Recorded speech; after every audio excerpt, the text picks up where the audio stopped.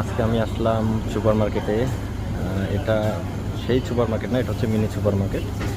এই হচ্ছে সংযুক্ত আরব আমিরাত, মানে দুবাইতে কাঁচা বাজার দেখুন কীভাবে বাংলাদেশি সমস্ত সবজি এখানে পাওয়া যায়।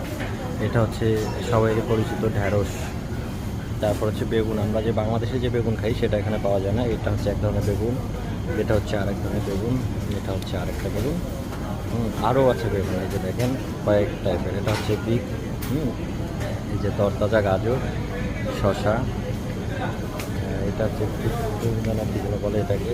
আর এর নিচে হচ্ছে ভুট্টা, কাঁচা ভুট্টা, তারপর ছোটো পটল আর কাঁচা আম, সাথে হচ্ছে এটা বরবটি, এটা আরেক ধরনের বরবটি, সঙ্গে আছে সিম।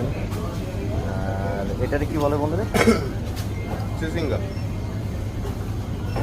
চিচিঙ্গা, এটা আরেক ধরনের হচ্ছে। আর এটা পটল, এক ধরনের। আর অপোজিটে দেখলে হচ্ছে কাঁচা কলা। এই যে কাঁচা কলা, দুই টাইপের কাঁচা কলা। এটা হচ্ছে মূলা, এই যে মূলা। এটা হচ্ছে আমরা কি বলতাম আগে ছোটোবেলা, এটারে কেশুর। হ্যাঁ, এই যে হচ্ছে কেশুর।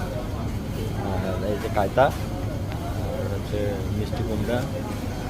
আর এটা জানি কী করে বন্ধু, লালমি না কি বলে জানি না। এই যে পানি চাল কুমড়া।